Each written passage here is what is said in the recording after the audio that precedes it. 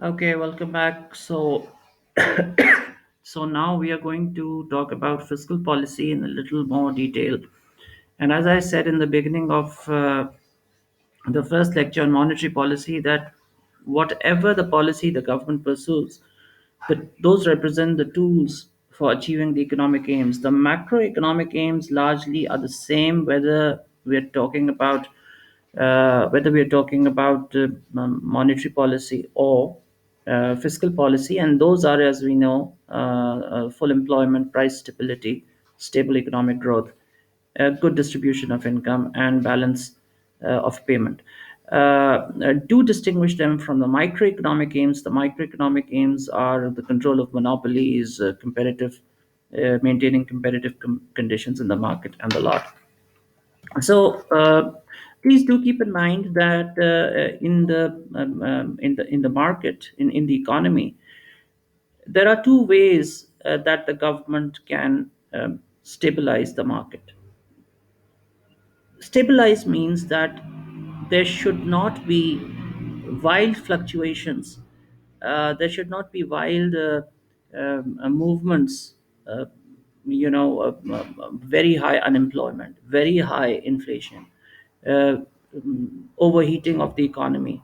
I mean, these extreme trends need to be checked. And in order to check them, two things are available. One is that on a long term basis, the government can legislate and build in some stabilizing methods, stabilizing mechanisms into the economy.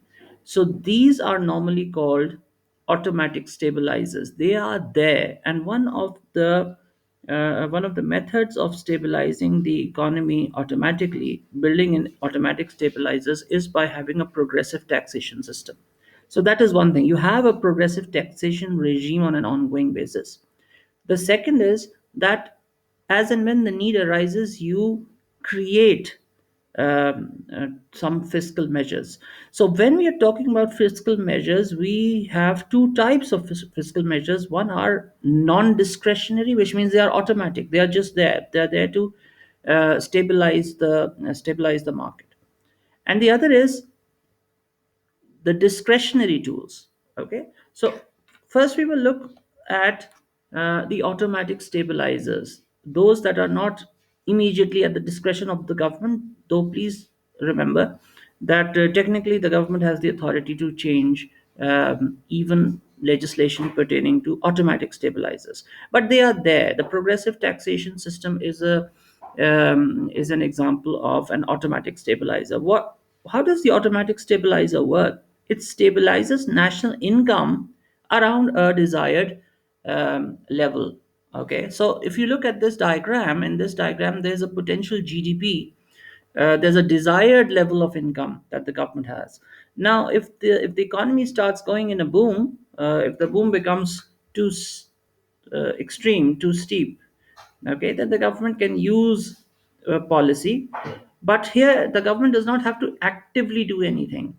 There are certain built-in things within the system which will automatically bring the economy toward the desired goal. And then likewise, if it starts going into a slump, then these automatic stabilizers will automatically take the economy toward a boom, and the procedure will.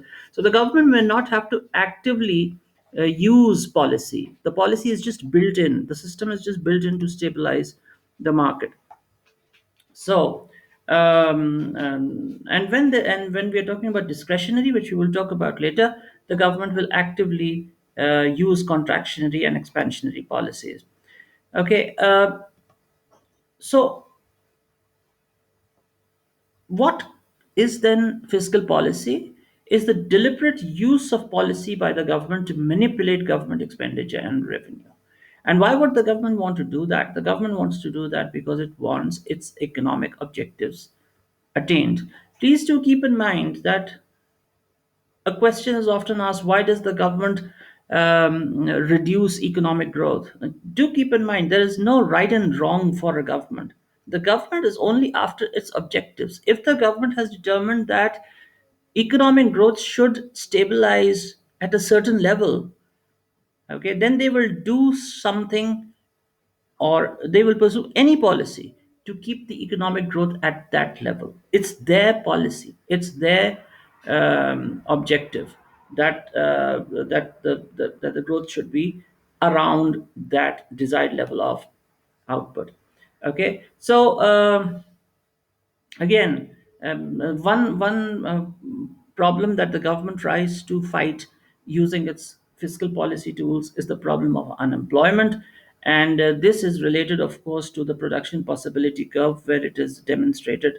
Unemployment is demonstrated. This is a situation where the resources are being underutilized, and if you want to look at this in detail, then there's a video which I've already uploaded on production possibility frontier. Suffice it to say for this video that you have to know what Pareto optimality is. That is something that I've discussed in the other video as well. Pareto optimality is a condition where you cannot make one person better without making the other person worse off, because all factors are being fully employed. If you want to understand this concept, please go back and look at that video. Okay, and likewise, the government has another objective, which is economic growth. It wants more goods and services produced for the given resources. And why does it want that? Because this will lead to increase in income per capita, household income. The income of each household will increase. Okay, and when that happens, the production possibility curve, of course, shifts outward. Okay, and of course, this growth is achieved through technological development, and in the developed countries, especially, this is attained through the government giving various subsidies for research, because research leads to development of innovative products, which increases efficiency and it increases the growth in the economy. It also leads to more equitable distribution of income, and this is shown in economics by the Gini coefficient and the Lawrence curve, which I will discuss in a separate video, which I'll be uploading very soon. But one very good way of achieving equity is the system of progressive tax. Now, progressive tax is a regime, it's a system. If there is a progressive tax system in the country, then then the government does not really have to legislate um, every time inflation rises or every time unemployment falls. The This is a built-in stabilizer, and we will see how this works and how it achieves its purpose. Okay, and so there is now let's look at this in detail. Then there's internal stability and there is external stability. Okay, when prices start rising too fast, okay, so that situation is, as you know, that situation is inflation. And one of the key macroeconomic objectives of the government, or in my opinion, the main economic objective of the government is to control inflation and to keep inflation at an acceptable,